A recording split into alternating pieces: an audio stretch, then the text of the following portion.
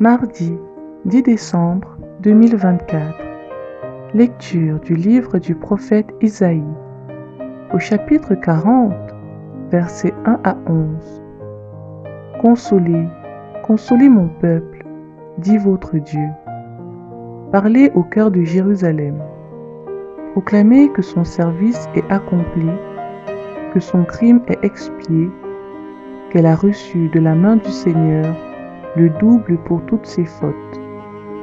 Une voix proclame: dans le désert, préparez le chemin du Seigneur. Tracez droit dans les terres arides une route pour notre Dieu. Que tout ravin soit comblé, toute montagne et toute colline abaissée. Que les escarpements se changent en plaines et les sommets en larges vallées. Alors se révélera la gloire du Seigneur, et tout être de chair verra que la bouche du Seigneur a parlé. Une voix dit: proclame. Et je dis: que vais-je proclamer? Toute chair est comme l'herbe, toute sa grâce comme la fleur des champs. L'herbe se dessèche et la fleur se fane, quand passe sur elle le souffle du Seigneur. Oui, le peuple est comme l'herbe. L'herbe se dessèche et la fleur se fane, mais la parole de notre Dieu demeure pour toujours.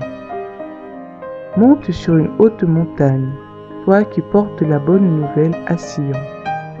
Élève la voix avec force, toi qui portes la bonne nouvelle à Jérusalem.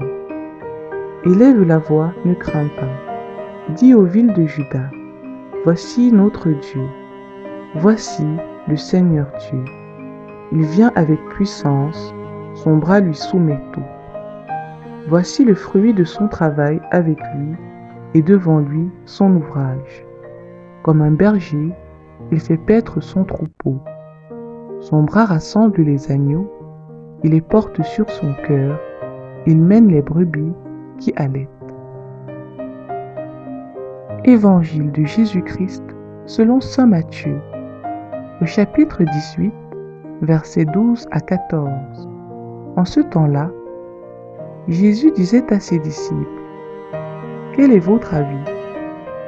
Si un homme possède 100 brebis et que l'une d'entre elles s'égare, ne va-t-il pas laisser les 99 autres dans la montagne pour partir à la recherche de la brebis égarée? Et s'il arrive à la retrouver, amen, je vous le dis, il se réjouit pour elle plus que pour les 99 qui ne se sont pas égarés.